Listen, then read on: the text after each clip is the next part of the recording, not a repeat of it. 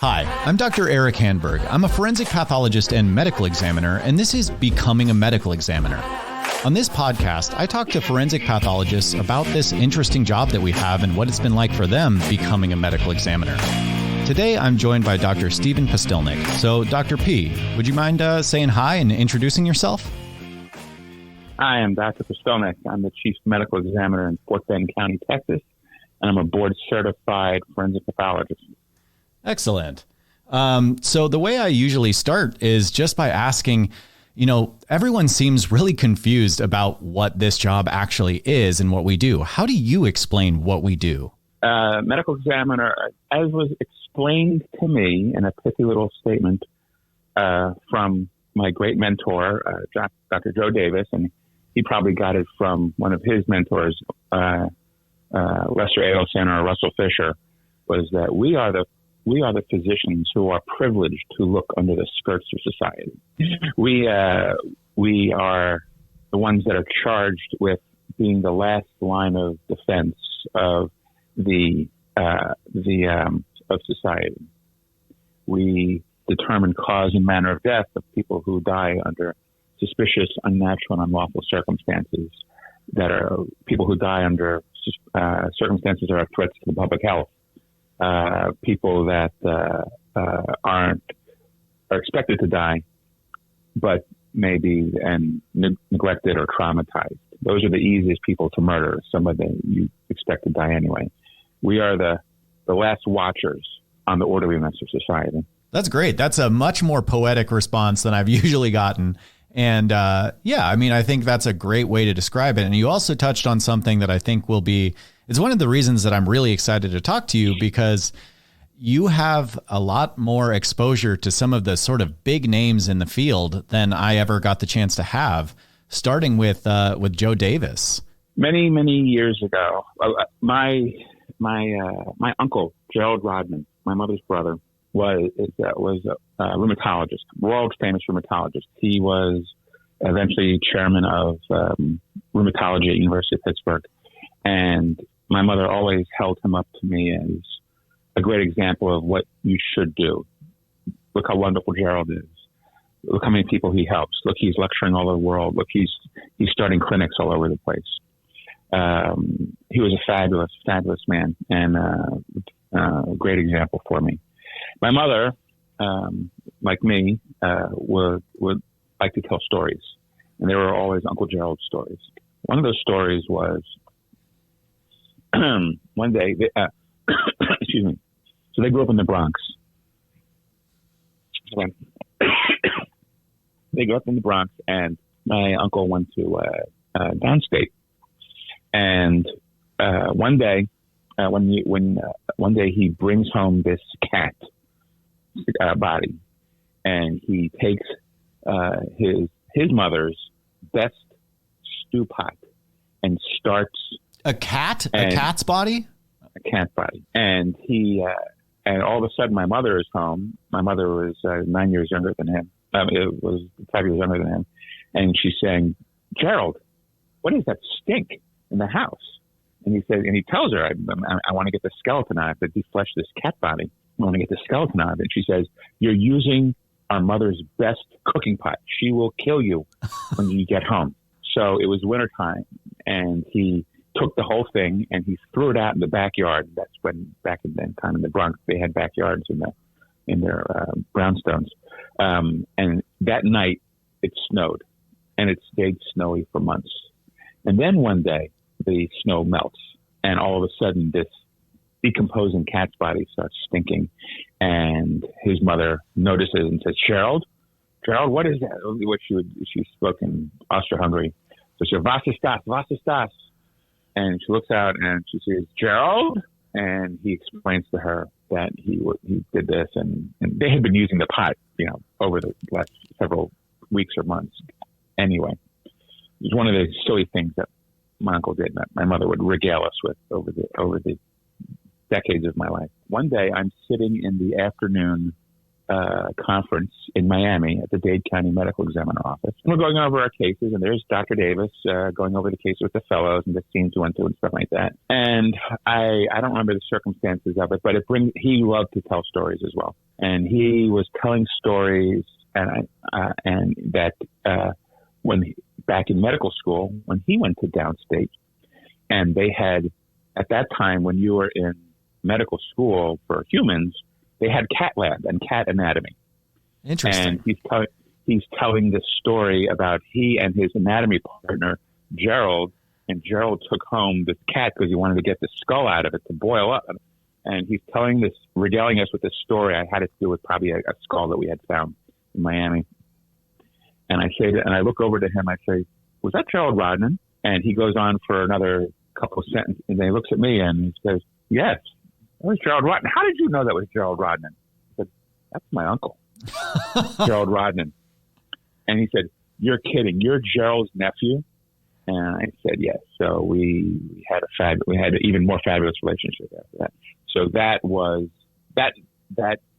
told me I knew I was in the right place. So you have so many stories, and one of the things that I noticed is you also seem to always have some connection to everyone that I ever bring up, everyone I interview. If it's not a brother-in-law or an uncle or a friend, you seem to have really been, you're a big part of this field, or at least you're very invested in this field, huh? The answer is yes, I am. My generation, honestly, is probably one of the earliest, if not maybe the first generation of pathologists to go into forensics as a true profession, as a choice, as if you were in medical school, you choose to go into psychiatry or internal medicine or whatever. The forensic pathologists that came before us, the great names, they were the pioneers.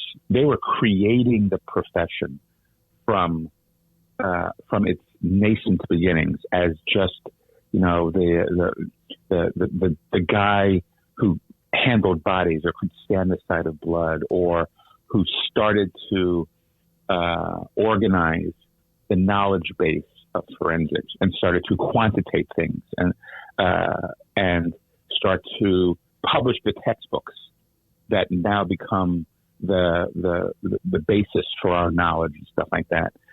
And those people came from other fields, and then they migrated to forensic pathology. My generation, and I count among myself people like Randy Frost, Steve Cole, Greg Davis of Kentucky, John Hunsaker, Elizabeth Balraj, Marcella Fierro, that sort of stuff, those folks. We're the ones that went into forensic pathology because forensic pathology had been established by that time. So it was not just a newborn. It was now a viable medical practice with its own set of boards. And during my lifetime, forensic pathology stopped grandfathering in people to become forensic pathologists.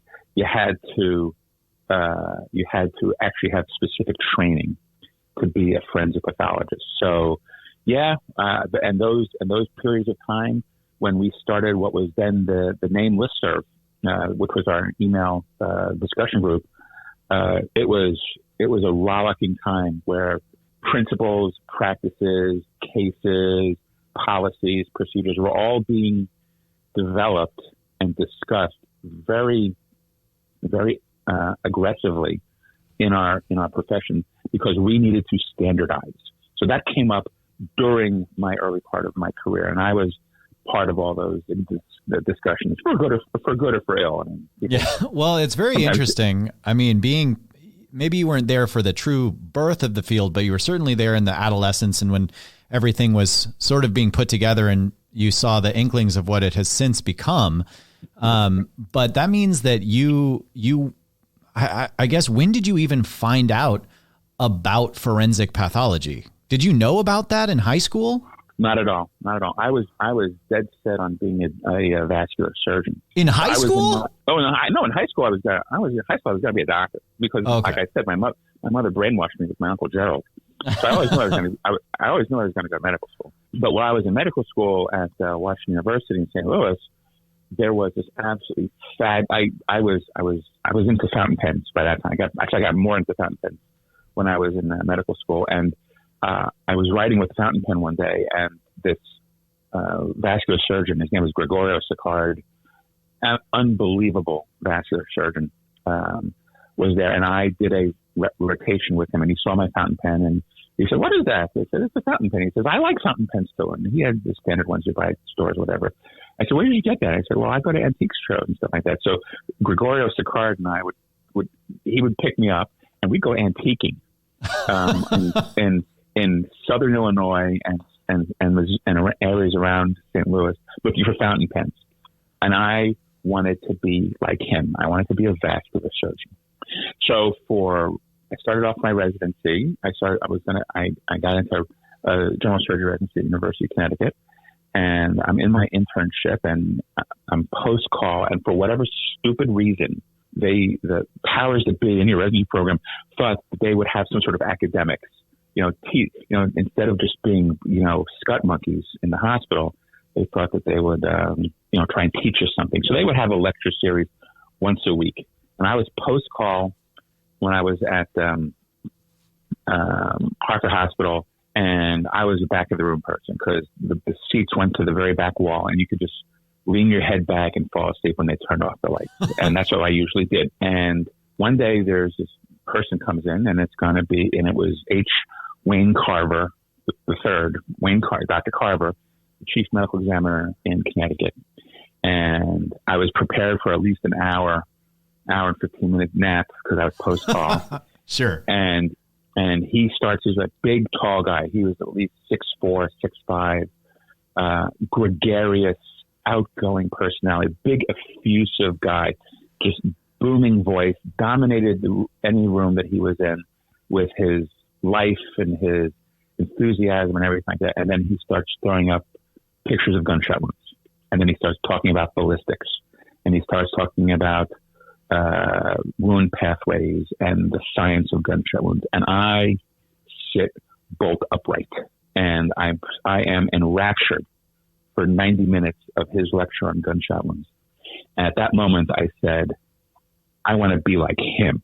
So a couple months later, toward the end of my internship, I called down to Yale and I asked him, "Do you have any openings for pathology residencies down there and stuff like that?" And they said, "We actually do. We had a resident that kind of, had an issue, a medical issue, medical psychiatric issue, and is taking a year off. So you want to come and interview?" So I did. They offered me a position, and from there I did at least 3 months rotation at the medical examiner office in Connecticut, and it went on from there. And then I interviewed with Joe Davis, and he offered me a fellowship, and that's how my career got going.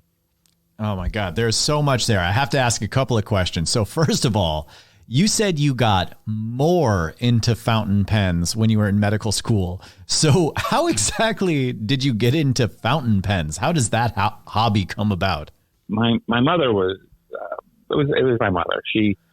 We were at a sidewalk sale in some nice part of Philadelphia once, and we were going up and down the street and stuff like that, and we walked past a stationery store. Well, actually, let me back up. I'd always been into pens, ballpoints. I remember the first roller ball ever hit the market. It was by Bic. It was a capped roller ball. It was, we used to get Bic stick ballpoints for like 79 cents for a dozen of those. And those were our pens that we used in school. Then this rollerball came out, and it was $1.79 for one pen. Oh my God. Premium. Ooh, anyone who could get one and use it in school, we were the big man on campus. So that was like the status symbol. That was the AirPods Pro the at the time. Symbol if you got the rollerball. And then my aunt, who was a neonatologist, all the drug reps would start handing out these pens, with like with their drug paraphernalia on them. So when we go over to her house on the weekends for dinner, she had all these big rollerball pens, and I asked her, "Can I have one of these?" She said, "Oh yeah, they give them to us like crazy." So I'd go through school with these drug rep pens. Anyway, so I was always into different types of pens and pencils. Then one day we're at my mother at this sidewalk sale all these stores are on the street selling stuff and putting stuff out on the sidewalk. We walk past the stationery store, and they've got their little pen boxes open with Waterman fountain pens, and she sees Waterman on them, and she says to me, "Stephen, I used a Waterman through all my time in college." And she went to Hunter College in New York City. "I want you to have a Waterman." And she brought me this purple marbled Waterman Laureate pen, which I still have, and I hated it. I couldn't use it. It would leak all over the place. It caused them. I didn't know how to hold it, or that sort of stuff. My hands would be covered in blue ink, blah blah blah. So I kind of put that down, and then that was the end. That was the end of that. And for that, then years later go by, and I'm in medical school, and I'm at an antique show, and there's this guy with this case of fountain pens, and I said, "Hey, can I buy some of those?" And I pick up a couple of them for like $10 each. And I write with him, "Oh, this feels really good." And then but it doesn't fill with much ink. It was a Parker 51. It was a vacuumatic. Anyone who's nutty about fountain pens knows what the vacuumatic is, and it takes the diaphragm. Well, those latex diaphragms rot over the years and with the acidity of the ink. So I want to repair this thing. I want to take it to get fixed. So I find this store in the West County of St. Louis County, and there's a pen repair guy in the back. It's one of those split doors. The top half of the door opens, and the guy's in the little room in the back with the okay. The monocle on and stuff like that. And he sticks his head out. This old gray-haired guy. And he looks at. I knock on the door there, and he opens it and says, "What do you want, kid?" And I said, "I've got this fountain pen, and it doesn't want to hold very much ink, just a couple of drops. Can you fix it for me?" And he looks at me and he says, "It'll cost you more than that pen's worth to fix it. Take it back home and just go get a regular pen and write with it." It's like, "Man, you're the pen guy." So then I start researching, and I find Fountain Pen Hospital in New York City. And they, not only do they sell and maintain vintage pens, they sell the repair tools and repair manuals. And that's how it got it into repairing my own fountain pens. And hey, I can do this. And then my antiquing and my fountain pen collecting craze went like right to the roof, because I had no fear. If I got a cruddy old fountain pen, I could then change the bladder, straighten the nib, do all that sorts of stuff. And then that's how it really got started. And then, I started getting into the customization of it. And then people wanted me to customize their pens. When I got here to Texas, I hooked up with Dromgool's, Larry Dromgool, and their luxury goods place, and we became friends. And I started doing his repairs and customizations, and then my collecting went through the roof, and I got written up in several worldwide fountain pen collecting magazines, and then people started coming and sending their pens into me. That's wild. Why you took why fountain pens? I haven't a clue. But that's what it is. Well, that's not your only thing. And we'll get to some of the other very unique hobbies that you have. But I want to also mention that you then somehow turn that fountain pen passion and just having a fountain pen with you into a pretty unique relationship with who it sounds like was your first sort of inspiration in the hospital, this attending that was a vascular surgeon. And then you had the relationship where the two of you would go antiquing in different states. That's wild. I definitely did not have that experience in medical school. You never know where you're going to connect with people in a way that your main interaction with them is completely different. I mean, how many physicians do you think are enophiles? Okay. I know several physicians that have thousands of bottles of wine in their cellars and all that. They're really into that. You'd never know it when their white coat is on and they're rounding or in the operating room or whatever. But then all of a sudden something comes up in conversation, and then it's like, wow, you folks share a passion for it. Dick Souveron, who was the odontologist in Miami. He still is. He still is. He comes in one day to do a dental examination on a decedent, and for whatever, he came from his office. So first of all, he drives up in his Ferrari 308 with the medical examiner parking thing in the dashboard. Yeah. Around his neck, I see him in the morgue. Around his neck, on a leather lanyard, is this tooth, this this animal tooth, and I asked her, like, what is that thing? And he tells me that it's from I forget what it was. I think like a red stag or something like that. And it's pretty big. And I was like, I didn't know anything about red stags. And then we started talking about it, and then we realized that he's a monster hunter and rifleman. So we started talking about rifles and scopes and stuff like that. You know, he doesn't volunteer that stuff unless you ask him about it. So physicians we have passions outside of medicine that helps keep us sane. I think that physicians, these are excellent physicians who are just so singularly focused on medicine. They're excellent physicians, but I think that they miss a lot in life by being so single-minded about medicine. You know, wake up, work, go to bed, all that sorts of stuff, and then maybe take a 2-week vacation. Yeah. I definitely agree. That's one of the things that I tell people who are pre-meds that get really worked up about, I don't know if I can still go to medical school because I haven't been in school for 2 years, or I went and did this or that job, or I did this other degree that wasn't science. And I tell them that I think ultimately that kind of thing helps. It's not going to make you the youngest person in the class, but it will give you other experience that will make you probably a better doctor, but at the very least, it will make you happier. Correct. And the one thing is I realized is that what the saying was, surgery is an easy residency and a hard life, whereas pathology is a hard residency and an easy life. Because when you're the surgeon, the patient's life is on the line, and you're ultimately responsible for teaching and all this sorts of stuff and making sure every lab is correct and every X-ray and CT scan are checked and everybody's prepped and ready to go to the operating room, so on and so forth. Whereas pathologists, you got residents, okay?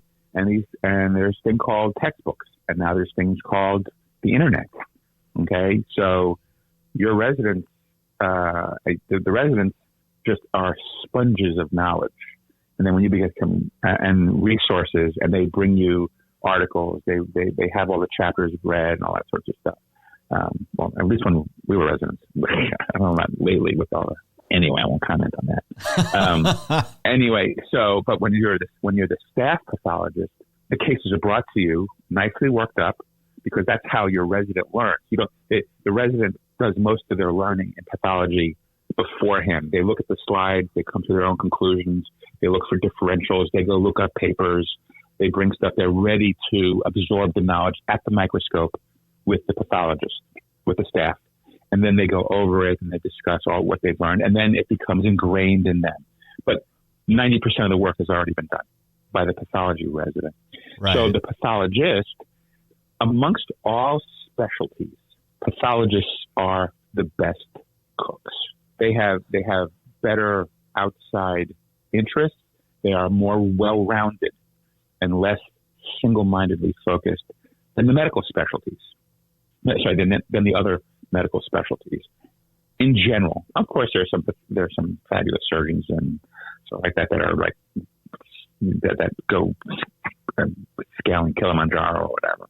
But pathologists are very well-rounded because we are cut across all medicine. We can appreciate everything, and we got time to enjoy our lives. What's that the old joke is? What's the leading cause of death amongst radiologists? It's getting run over in the parking lot by the pathologist leaving at 3:00. I don't think they do. I at least don't hear as much of these interdepartmental ribbing jokes anymore. I think that is something that has just sort of gone away with the work hour regulations and things like that. I think everyone's now just struggling to do what they can. Right.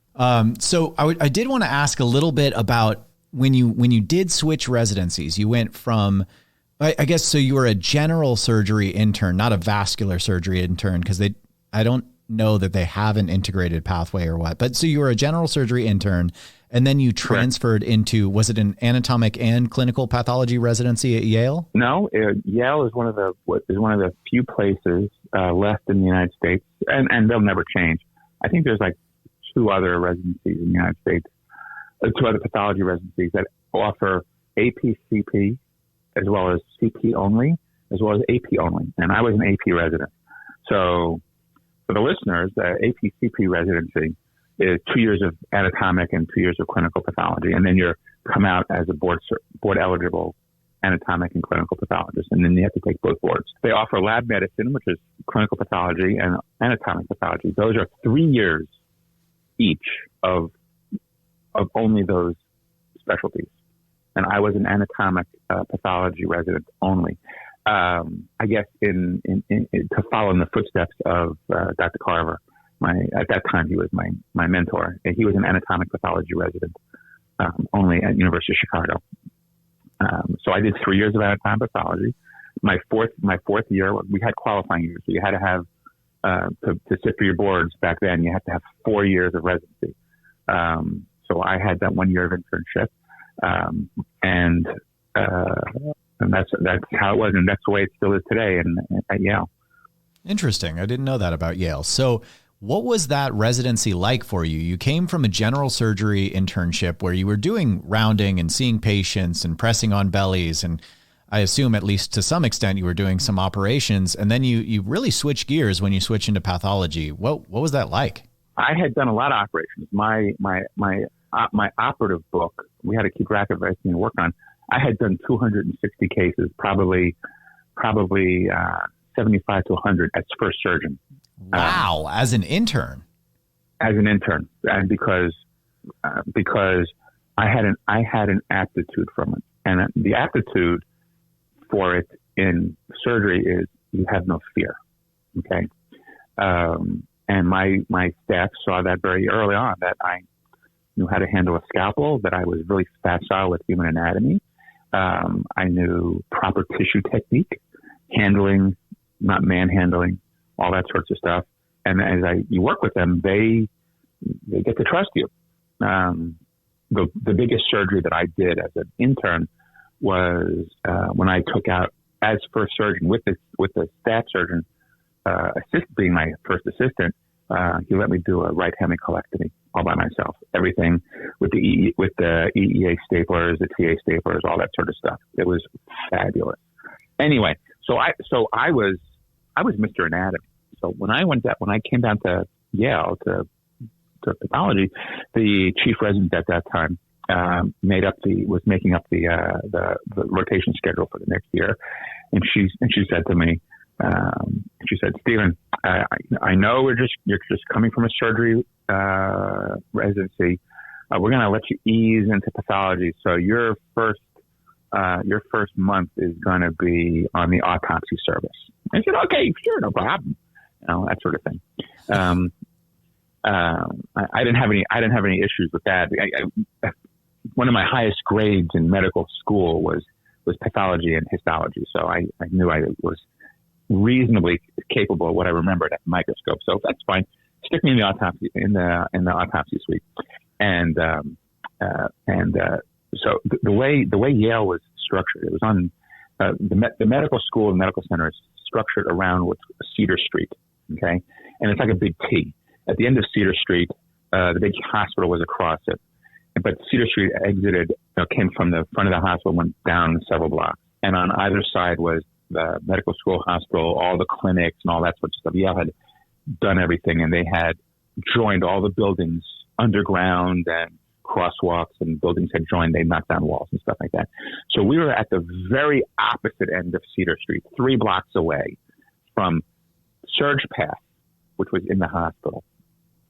And we were, guess where? We were in the basement, and we were in the autopsy suite there. You'd sit at your little cubby and you'd be reading your textbook or whatever, looking over something. All of a sudden, this black, dusty rain was coming down on your head. And it was the last place in the entire hospital that had all the asbestos abated. Oh my God. And so we were sitting there for, I don't know how many years of pathology residents sat there with asbestos coming off of the pipe insulation and stuff like that. Anyway, so my first rotation, first day, they were going to try a new sort of curriculum teaching methodology. And the staff for that was fabulous pulmonary pathologist who loved autopsy. His name was G.J. Walker Smith.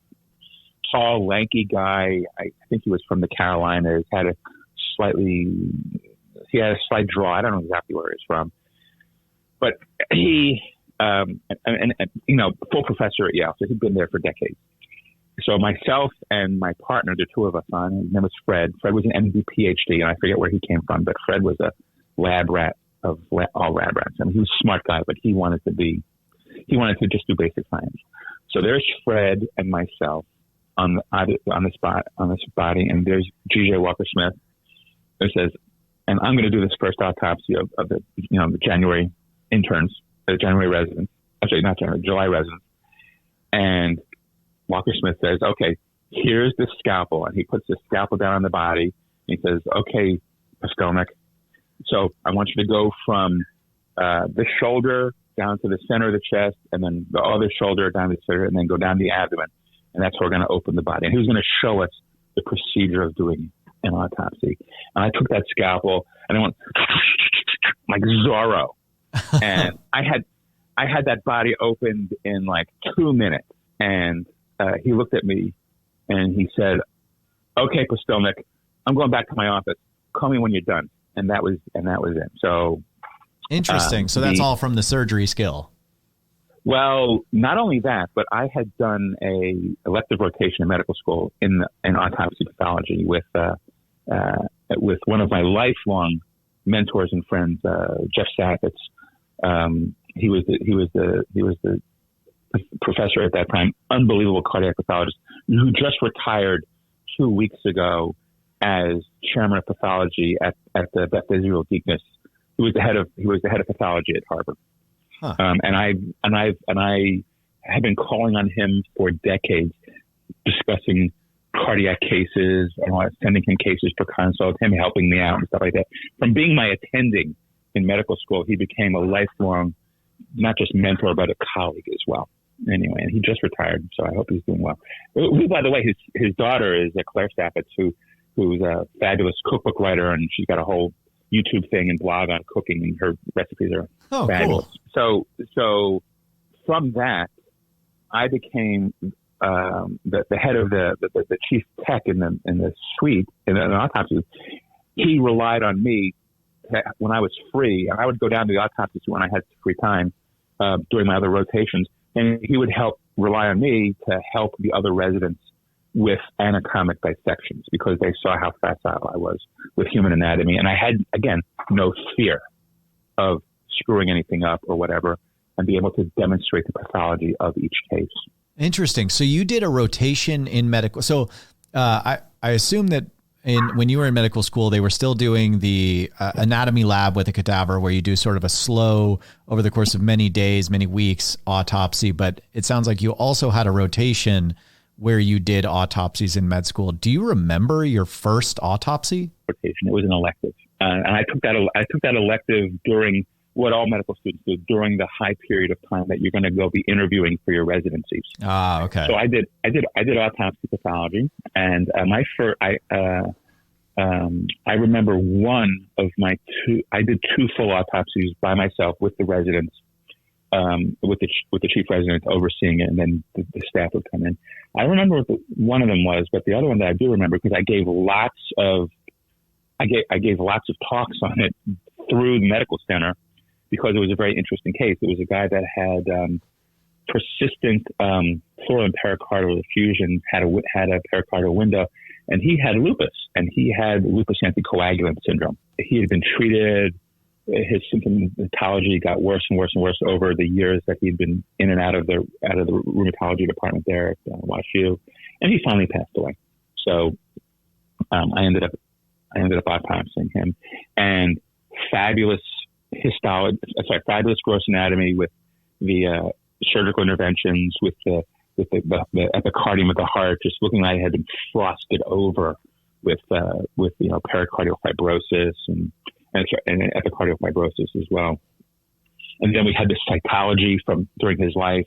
We had the cytology we took from autopsy. We had the pathology. It was great.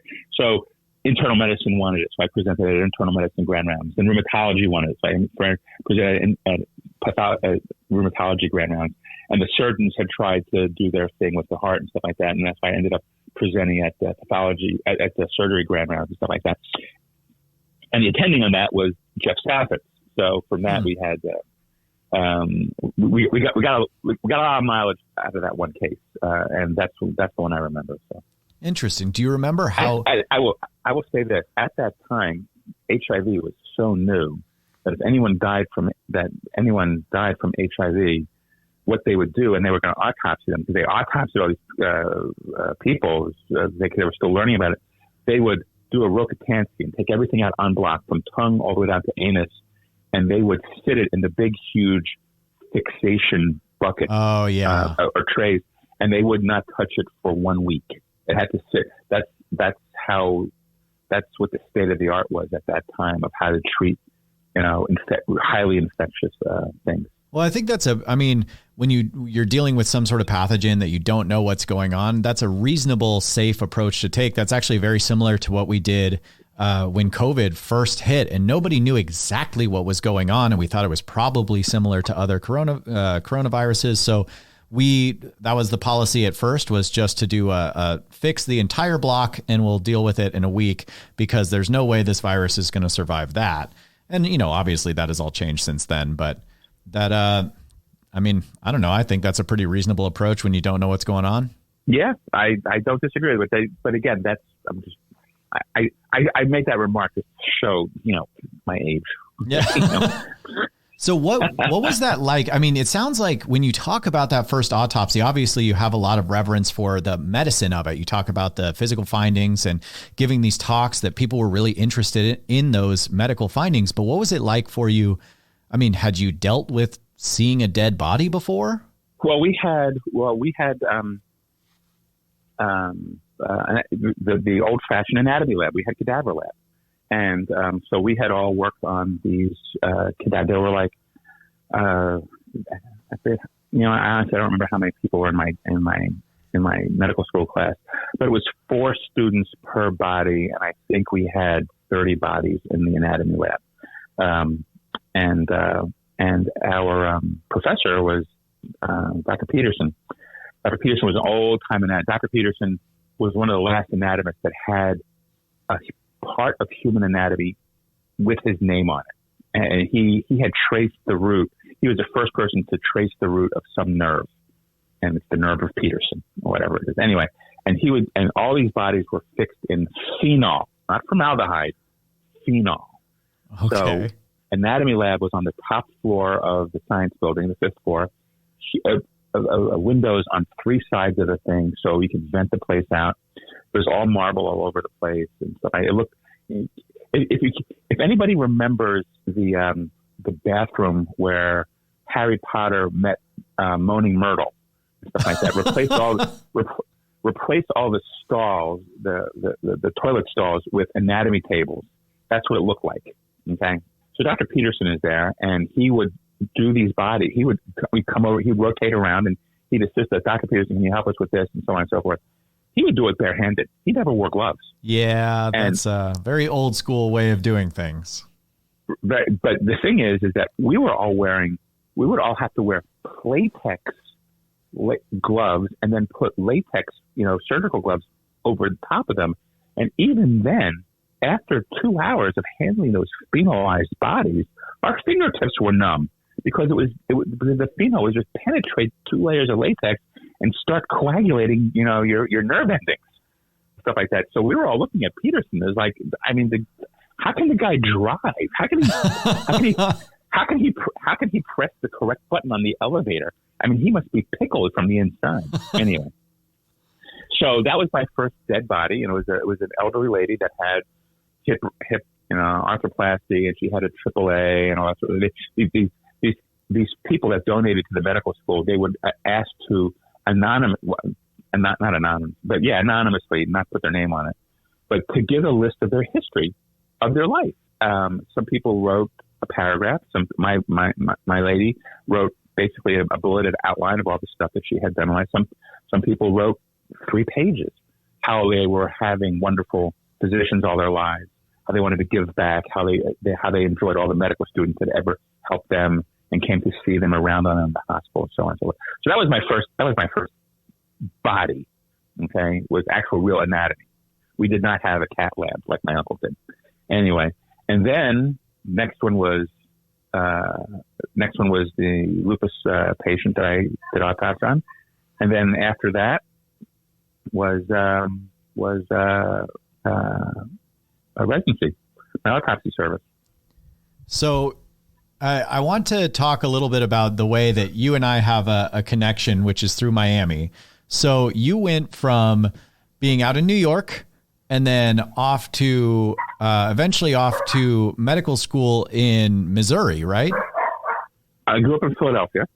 Okay. And then I went to medical school in Washington University in St. Louis, Missouri, correct? And then Miami was a fellowship. Yale was residency, so back to Connecticut, and then down to Miami. Did you know someone in Miami? Like, how did you get the connection to Miami in this sort of fledgling field?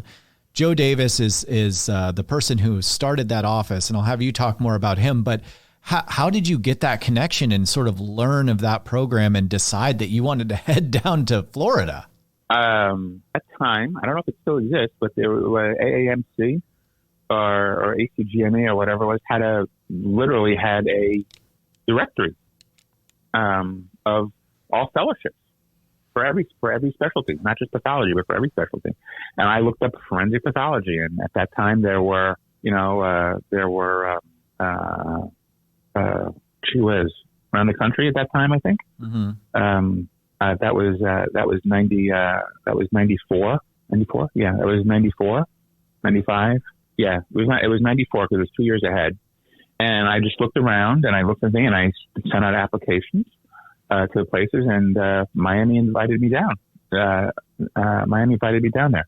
I will say that San Antonio also invited me to interview down there, and I interviewed with Vince DeMeo, and very interestingly, he asked me, Stephen, what do you see yourself doing in 10 years? And I said straight off, at that time I had developed my own lecture on gunshot wounds, and I had read his book cover to cover for the first time. I have read it, 2 or 3 times more since then, cover to cover. So to me, this guy was big. Yeah, I have his book sitting right next to me right now, actually. We all do. Okay. And Vinny looks at me and says, Stephen, what do you want to do in 10 years? I said, Vince, Dr. DeMeo, I want to be the author on the 3rd edition of your textbook.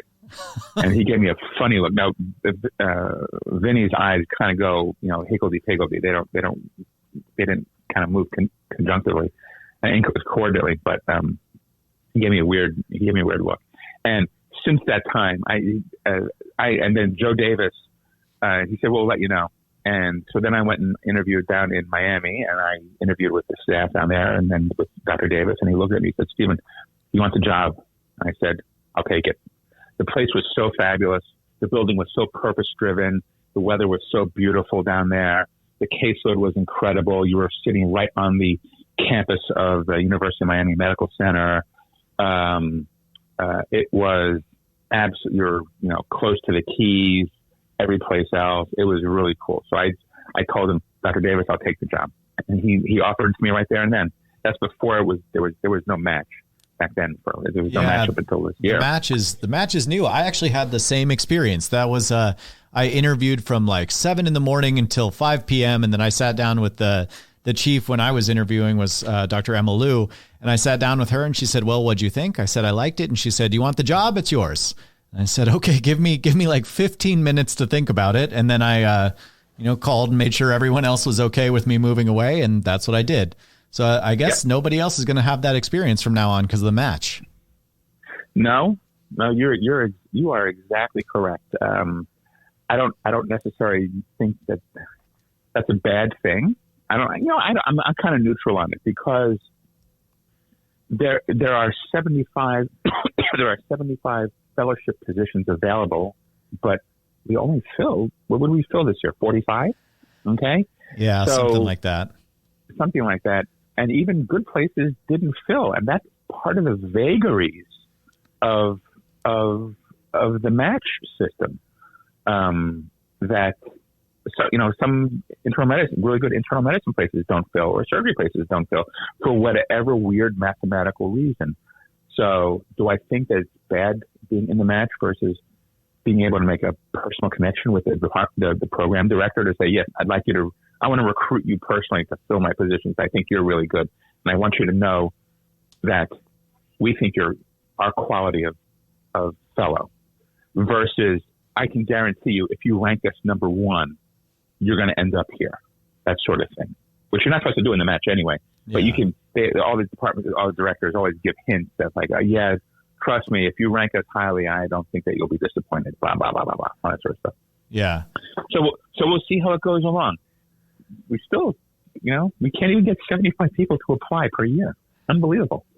Yeah, it's very strange. I'm really hoping that changes soon. I was one of the people who pushed for the match thing to happen because I agree with you. There's a lot of major problems with the match system. There's a lot of weird, hinky stuff that happens. But I think that the bottom line is it helps eliminate some of the nepotism and bias in it.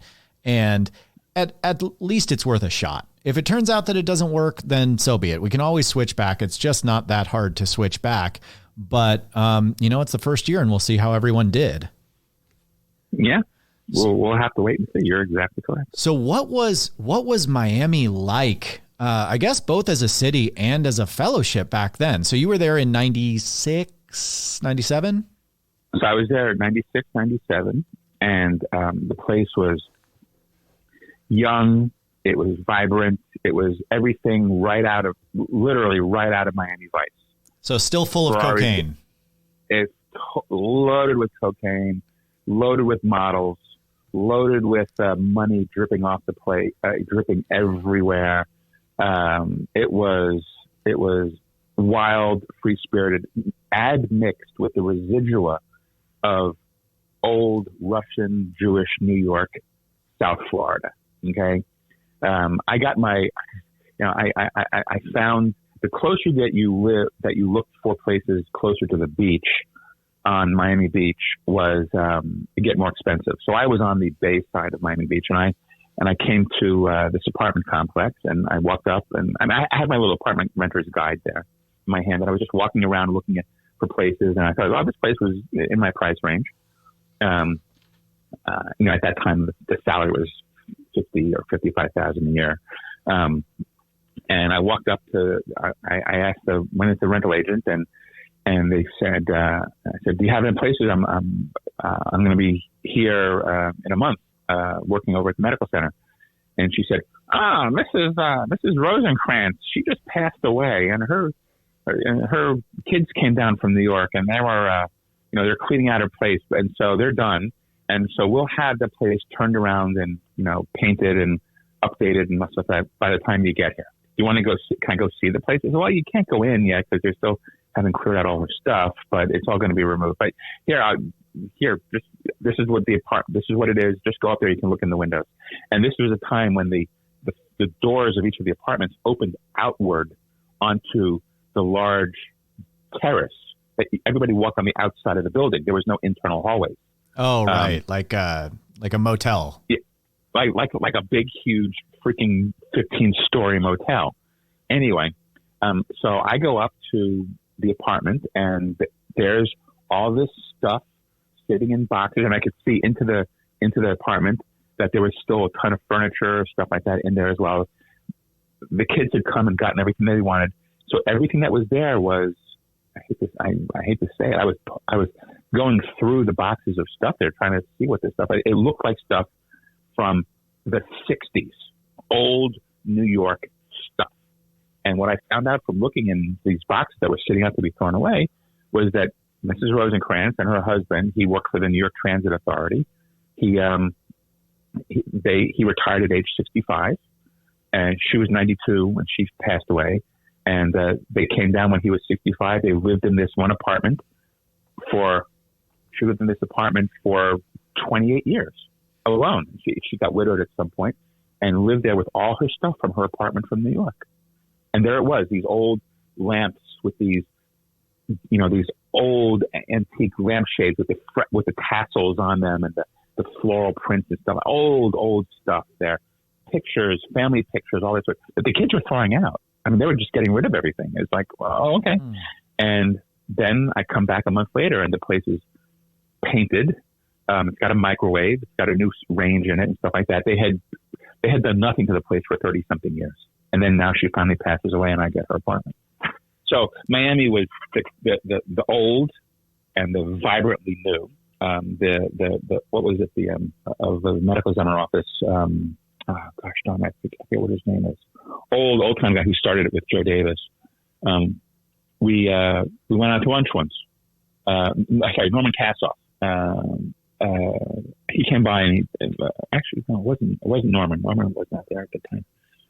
I forget who it was, but we went out to lunch. We went out to Wolfie's, the old New York deli on South Beach, and it was gone 5-6 years later. Closed up shop.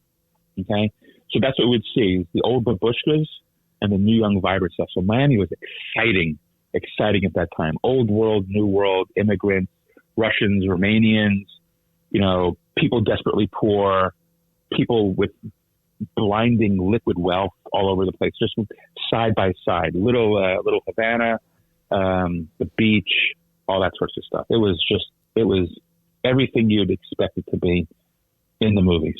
Wow, that is such a beautiful and very specific way to describe what exactly I thought about Miami too. It's so interesting because it really is the same. All the stuff you said, I think, still applies.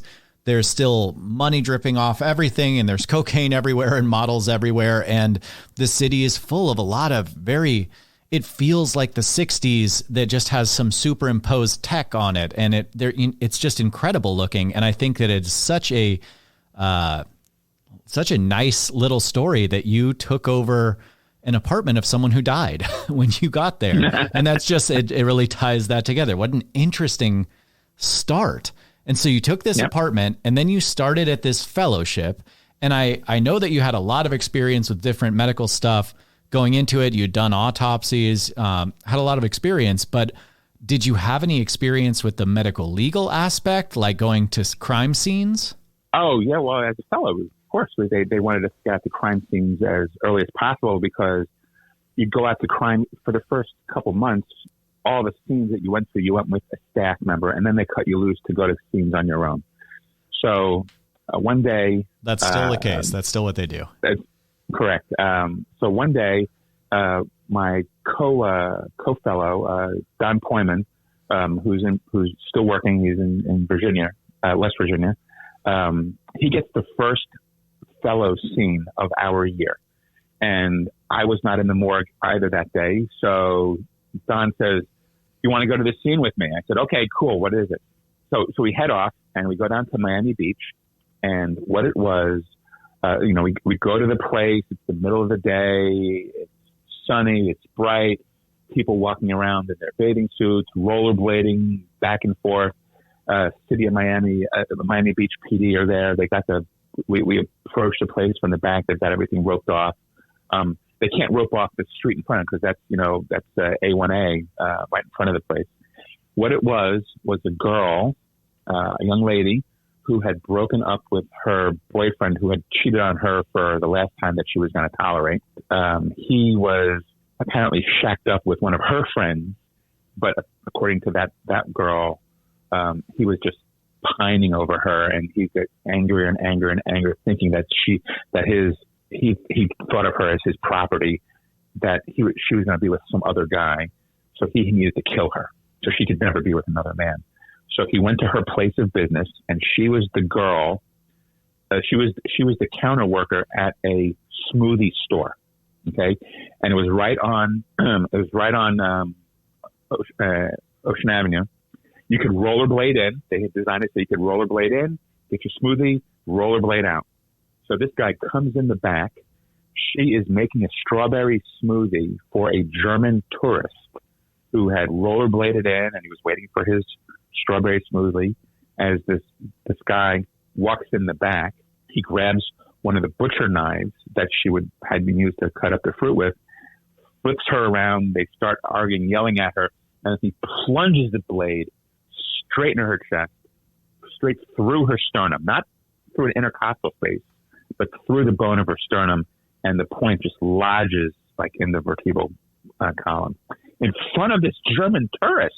And the guy is standing there like totally like, "Oh my God, what's going on?" And he just like skates out of there and is screaming for help and all that sort of stuff. The guy, the perpetrator runs out the back. yada, yada, yada. So they end up calling us. So Don, myself, and I think it might have been Valerie Rao, who just retired a couple years ago from Jacksonville. We're all there. We're looking, and I walk into the scene. Don goes in first. He's got his cameras. He's taking photos and stuff like that. And I walk in, and I look at her on the ground. They had the EMTs had been there, but I'm looking at her, and at that moment, for an absolute 10 seconds, I'm looking at her and I'm thinking, why is this young girl laying in a big pool of strawberry syrup? She needs to get up. And then I noticed there's a knife handle sticking out of her chest. It was surreal. Wow. Because beyond her, you know, where I'm standing in the back of in the kitchen there, in the prep area, and where she's making this smoothie, beyond her, there are still people rollerblading up and down this gorgeously bright, sunny day. And here's this girl laying in strawberry syrup, and she's not moving. What's going on here? And then it's like, oh, she's dead. We're going to autopsy her. This is a crime scene. It was so surreal at that moment. And then after that, every other scene was just like, this is really cool. Let's think about the anatomy. Let's think about how the body interacted with the environment. Let's look for, you know, the scars, trauma, evidence here that's going to be lost when we transport the body. But it became very much more professionalized. But that first moment, that first scene was completely surreal to me. Yeah, that's so interesting. You mentioned the people sort of just outside the crime scene tape just going about their lives, because that was one of the strange things for me. I think I had this idea that when I get in there, there's going to be a dead body. I know how this is going to work. I had sort of built it up in my head, and I had watched a lot of different television shows. So I had a general idea of there's going to be people around the body. We're going to be taking pictures, taking notes, that kind of thing. So I had that. But what I wasn't ready for was everyone else that was not in the crime scene, just not, I mean, they were there, but they weren't in it. You know, like I could see people, like you said, they were just outside rollerblading or roller skating. I remember seeing people loading up groceries. I actually remember a crime scene in Miami where there was unfortunately a shooting related. It was a shooting that happened in a parking lot, and they had put, the yellow tape up around the parking lot. And I was standing over a body with a covering on it. And there was a bunch of markers around on all the different casings on the ground. And some Miami citizen just went under the crime scene tape, and the detectives were like, "You can't come in here." And he goes, "I just need to get something from my car." And he just waved off the detectives. And I thought, man, that is just so Miami. And it's sweltering hot. It's 110 degrees or whatever it is. And I'm in my dress clothes, sweating up a storm. And this guy just needs to grab a soda from his car or something. I don't know. It's very surreal, very strange thing. And before we move away from Miami, I do have to ask, because you got a chance to work with people that I've heard stories about for my entire career. Do you have any specific memories or specific bits of advice from Joe Davis or Bruce Hyma that you want to pass along to anyone that's listening, or just to me? I'll tell you one thing from each. Joe and I got to be very close. I got into computers there, and I started building my own computers, and Joe wanted to build one with me later. But this is before USB. So we had to have all the jumpers correct. We had to have the interrupts correct. We had to have the PCI, the SCSI, and all that sort of stuff correct. I mean, you had to really know what was going on with these things. And Joe was interested in it. So he had a workshop on the back of his place, and Joe was a big time gun enthusiast, and he would come, and his wife had Parkinson's, so Joe did all the cooking. So he'd invite me down, cook me dinner, and then we'd go back out into the workshop and I'd bring him. He bought all the stuff I told him to buy, and then he and I would then put the computers together like that together, and then it would get dark, and then we'd go sit in his backyard. And he would show me his guns, and he had some incredible long rifles, just gorgeous stuff that went from his match rifle days and stuff like that. Anyway, so we'd go back out and sit in his yard in the evening time and have something cool to drink and whatever it was, and he'd be telling me the stories. Joe made a big name with pesticides exposure with the migrant workers and the farm workers in South Florida. So he was big in environmental deaths and poisons and stuff like that. And we're sitting there at the front of this little frog pond he had. It was maybe 15 feet by 4 feet, something like that. And the evening got cooler, and he's pointing out to me all the plants on his 1.5 acre property and telling me all the ways that you will die if you either touch, fall on, chew on, ingest, breathe the spores of, or whatever. He had every poisonous plant from the Everglades planted on his property. Oh, he had like a poisonous garden. Yes, the whole thing was poisonous. The whole thing, and it was his and his son maintained it for him. His son did all the mowing, he did all the landscaping, he did all the fertilizing, all that sort of stuff. Joe would point out to me that he didn't have any bars on his windows on his house because this bush that he had planted under each window of his house on the exterior windows, it would peel your skin off if you got the essential oils if you crush the leaves and get the oils on your skin, it would peel your skin off. Wow. That was his lovely. That was his security system for his house. So I just never forget that. It's one of the highlights of like, how do I get out of here? And I can't trip over it, can I? Anyway, so I'm talking with Bruce Heimer, who was you share a common microscope room in between doctor offices, and as a fellow, the person that shares your microscope with is your main faculty contact, reviews your cases, you discuss stuff and all that. And that was Bruce Heimer, and Bruce became chief medical examiner after Middleman left, and Bruce was telling me a story about what was it? I had a case of a guy that had kind of accelerated atherosclerosis from horrible diet, but what happened was he got injured, and then his atherosclerosis just sort of accelerated after that. And we were talking about it, and talking about causal and temporal relationships between causes of death. And he told me this story about when he did an autopsy, and it was going to go to civil trial. And so he was having a pretrial conference with the defendant's attorney in his office. And I think it was a chemical exposure on the job. And the defendant's attorney, and the guy had natural disease as well. So the defense attorney for this trial said to Dr. Heimer, he said, "How do you know that it was my client's chemical release that killed this guy? That's what he died from. Because you certified that his cause of death was chemical exposure and manner of death was accident.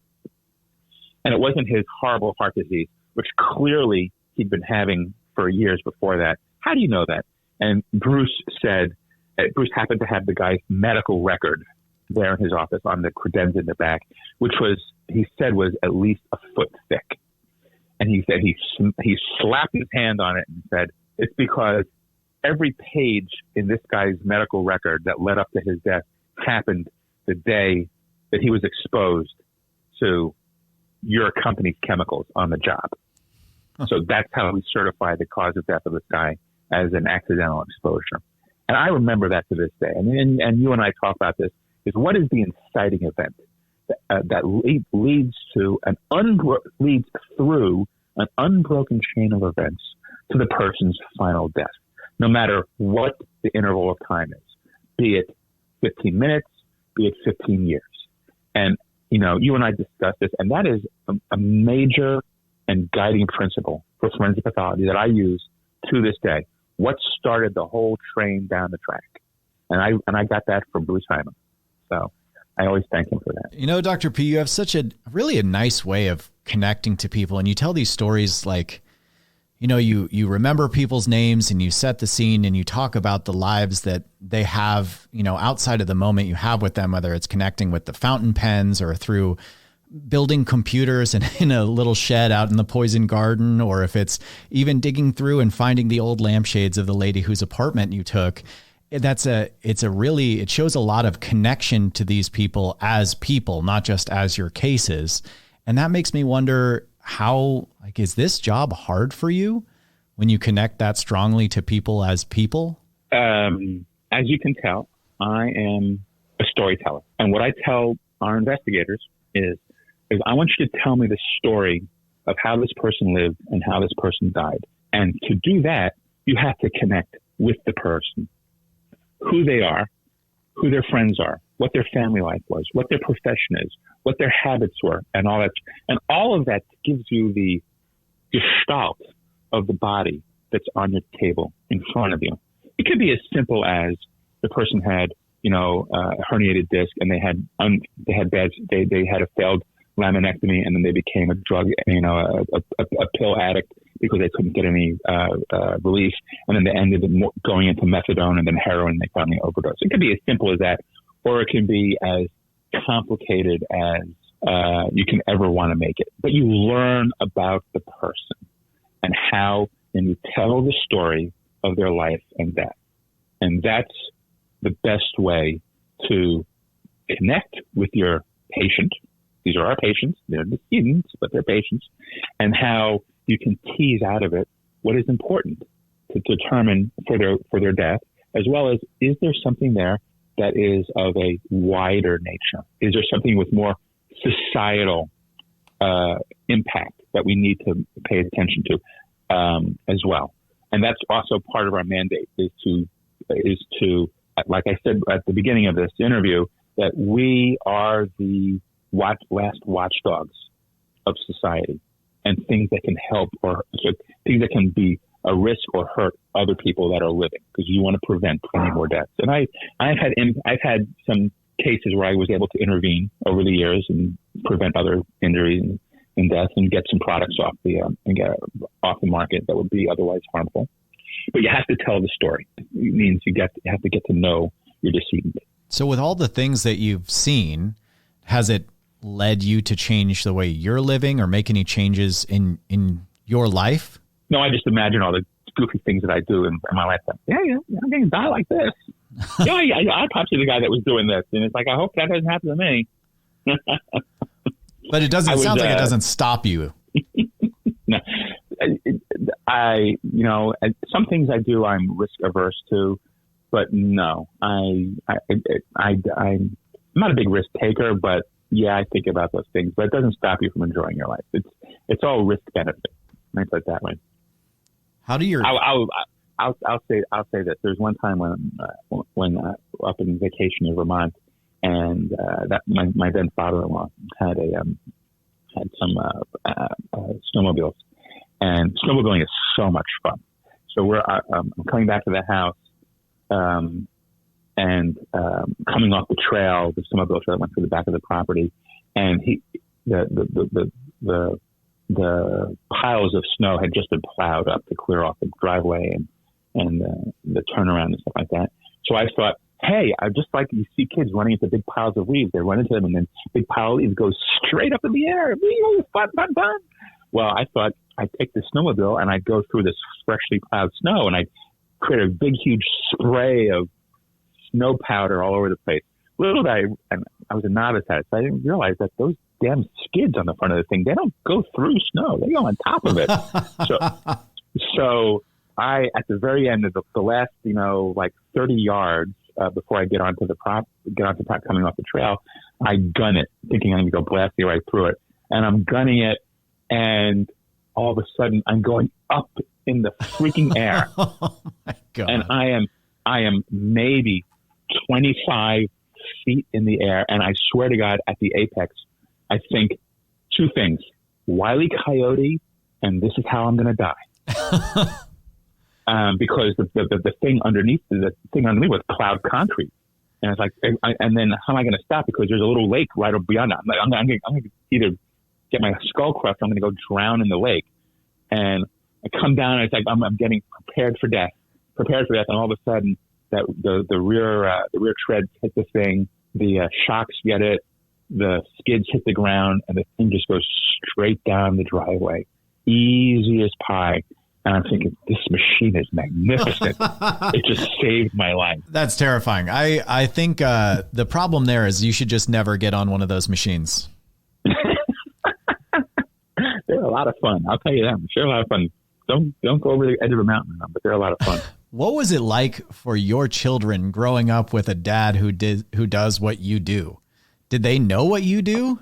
I mean, obviously they know now, but in the beginning they knew that their parents were both physicians and doctors. And what do I know? What I didn't know what my uncle and aunt did or any of my other physician family members did. I just knew they were doctors. And you personalize it. So like, oh, they must be doing something like the doctor that treats me when I go to the doctor's office, that sort of thing. So they didn't know about dead bodies and all that sort of stuff. They weren't until they were probably early teenage years, late middle school, early high school, did they know that I work with dead people, dead bodies. And they would ask you, Dad, what do you do? And I said, well, I work with people that get injured so terribly that they don't live, that they die. And I tried to figure out why they die. And that was a good enough explanation for them. And they went off, running around the house or doing whatever the next thing that they were interested in. So that's how I explained it to them. Now, because, I see kids, I see people that are traumatized to death. I was probably the least sympathetic parent to when they fell down, scraped their knees, cut their, one day, one of my sons chasing the other, I had twins, and chasing the other one, and he slipped on the floor and went head first into the edge of the wall, which has a little metal, support to it. And he got a bruise and a little, 1 centimeter cut. And I'm looking at it and it's like, oh, that's nothing. Don't worry about it. It'll heal over. I put some topical anesthetic on it, and I had some steri strips, and I put some and I cleaned it off and put some steri strips on it.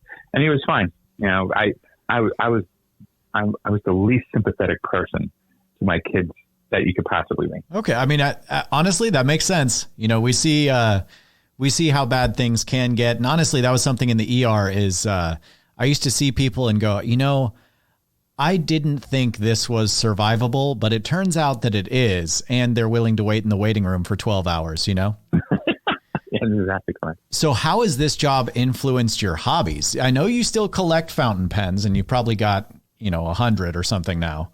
800. 800. Sure. Why not have 800 fountain pens? That's great. Why not? What other hobbies are you still doing things? Basically, did this job influence your hobbies, or are you still doing just whatever floats your boat? Well, the good thing about this job in fountain pens is that this is still there's no electronic medical records. All our records are evidentiary. So I write every day. I take notes every day. I draw diagrams. I take telephone notes, all that sorts of stuff. You young whippersnappers like editing your own stuff on the computer, and you lose the art of the handwritten note. But I still take notes. But that allowed me to. But because of the amount of writing that I would do every day, I've enjoyed my fountain pen use over my career, and I still enjoy it. So that has fed that hobby like crazy. I mean, you would never notice by looking at it if I'm using a $35 student pen or an $800 German Pelican. Anyway, but like I said before, pathologists are the best cooks amongst them all the medical specialties. And one thing that I wanted when I started off here in Texas was I hated the Toranox that we all used in Miami. Right. Why did they use that for us? Because it was $14.95 in bulk, and they would have them in a drawer there, and they'd hand it to you. This is your knife. They'd etch your initials onto it, so that was your knife. You had to sharpen it. No one else would use it, and so on and so forth. And at the end of the year, they gave you a commemorative version of that put on a plaque on the wall. I hated that thing. It was flexible like a bow saw. Hated it. Could never get a good edge on it, no matter what. So I determined when I first started on my first sprint. So when I started Alabama, when I started there, but then when I got to Texas, I said, you know what? We didn't have a lot of room in the morgue in Alabama, so I didn't have a lot of places to spread out my stuff. But when I got to Texas, we had our own building, and I said, I want a better knife. I want to be able to sharpen or whatever. So I went and I researched. I saw the knife that I wanted, and it was an old. It's a knife that was stiff and I want it long, to make these long draw cuts through the tissue so that I could not get any saw marks on it in case I get something really nice and I want to take a really nice photo for either teaching or publication. I just wanted one draw cut so the cut surface looked beautiful under photography.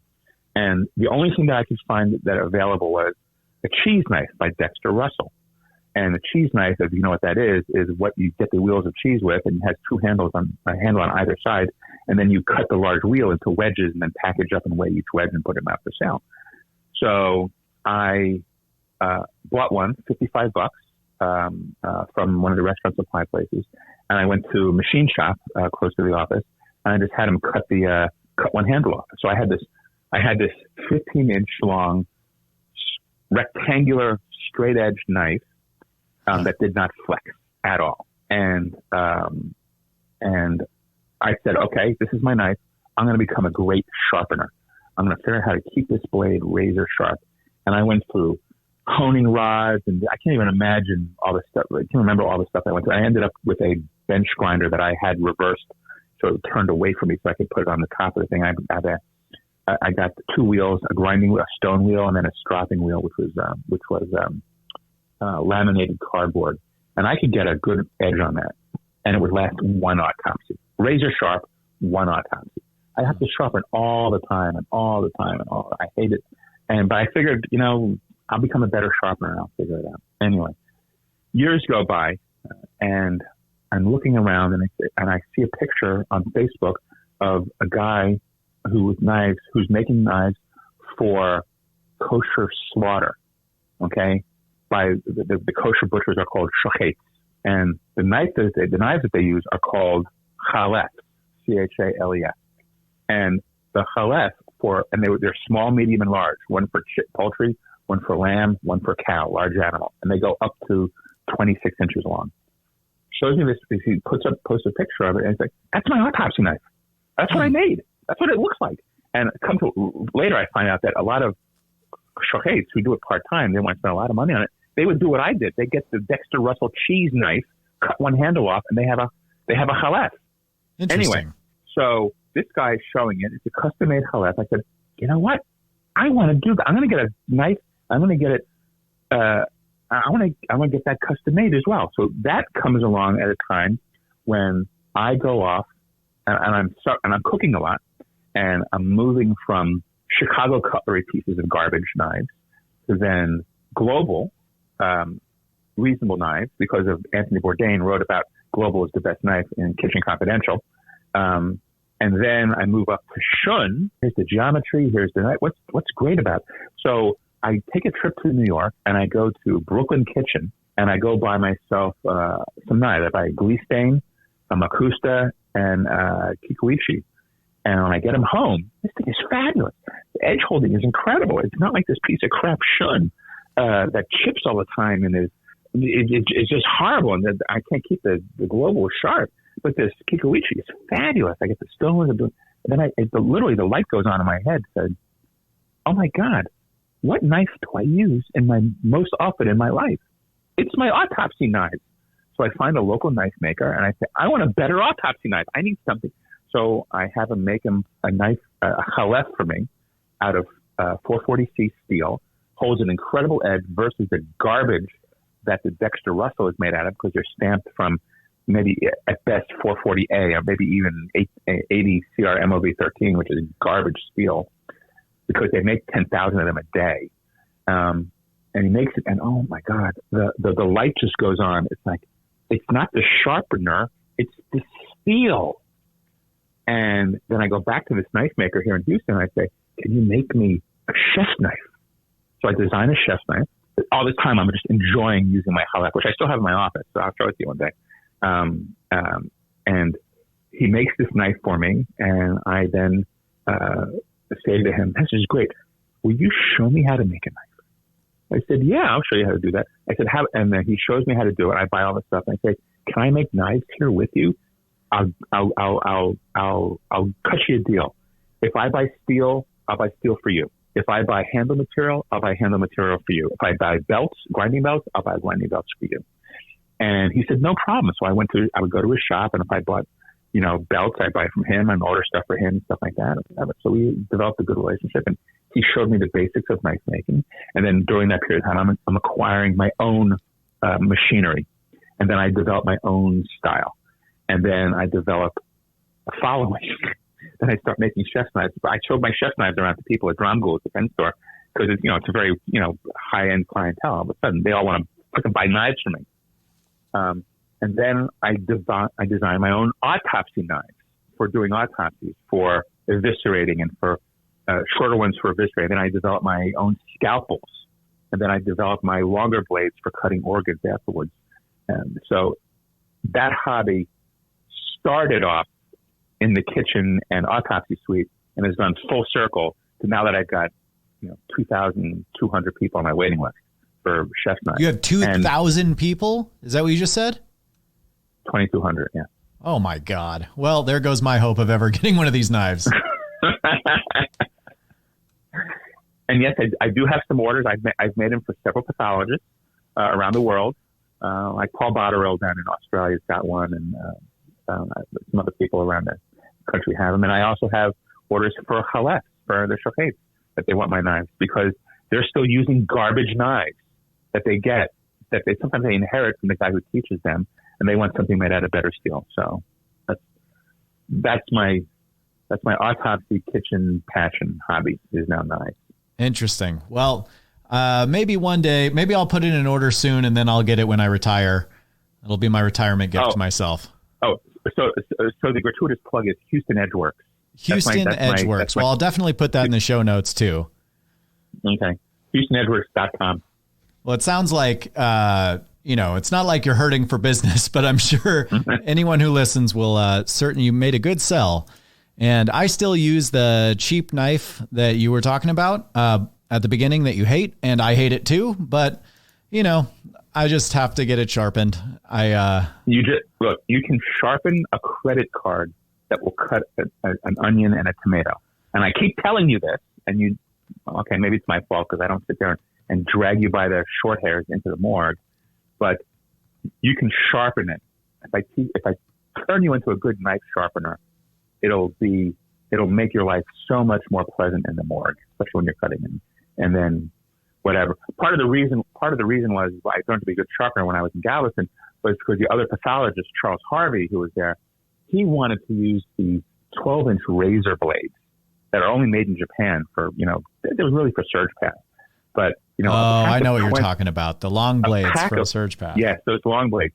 A pack of 20 of those razor blades, they're disposable. Oh, at that time, they're $175. Wow. Okay. For 20 blades. And it's like, disposable is one thing. Those are hellaciously expensive. So my $55 homemade Dexter Russell knife lasted 13 years. If I was just able to keep it sharp. I didn't realize that those long blades were quite so expensive because that's what we used in hospital autopsies when I was in residency. So yeah, maybe they should have switched to using just some of those cheese knives like you were talking about. So we are past our hour, and I think that's okay. Who cares about that? But I do have a couple of questions I always ask at the end of the interview, just because, normally we end up talking about some heavy stuff. And this time it's actually not been too heavy, but I'm going to ask anyway. So if you weren't a medical examiner, if you weren't a forensic pathologist and medical examiner, what would you want to do both in and outside of medicine? Probably, I'm anatomy oriented. Okay. I love human anatomy, and nobody gets to see more human anatomy than a forensic pathologist. But I guess the next highest level of anatomy exposure would be a general surgeon. So I probably would have stuck with both general and vascular surgery. And what about outside of medicine? What would you do? As a profession or as a hobby? As a profession is what I meant, but I'll take hobby. Well, my hobbies now are my avocation, or my other hobby is, knife making, something mechanical. And then, of course, I'm tomato pepper farmer like crazy. That's what you would do? You'd be a farmer? No, I wouldn't do that. Outside of medicine, Sometimes I can get pretty argumentative, so maybe the law. Oh, I can't imagine that. No, I never take it contrary. I'm a total conciliator to everybody. I never kind of try to contradict anybody. All right. Tell me about a time in your life, whether it's related to being a doctor or not, that you laughed really hard. It doesn't have to make me laugh. I don't have to get it. I'm not asking for a joke. I just want to hear about a time that you laughed really hard. Oh my gosh.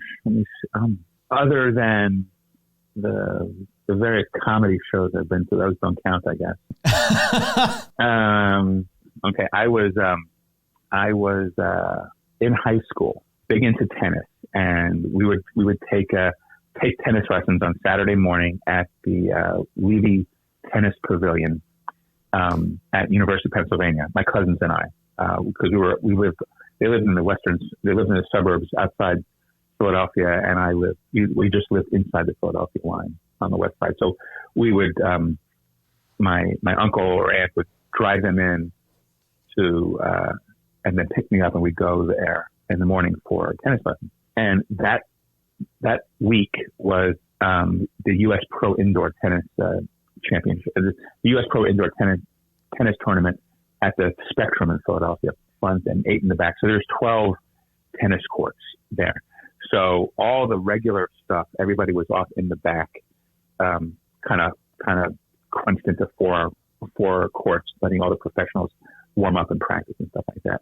So we got to see all the professionals. I actually walked in, and there was Chris Everett and John Lloyd, just coming out of the freaking locker rooms, after having the practice up. So my cousins and I are there. We're up. There's a raised platform in the middle between two tennis courts on either side, where you could, sit and relax and watch people play and stuff like that. And there is Andres Gomez, tall, 6'3" Spanish guy, playing with his coach, and this young, blonde German kid comes on with his coach. And I forget what the coach's name was, but this is on, it's like concrete. Okay. And they're practicing. And so they're going half courts with their coach and their practice partners back and forth.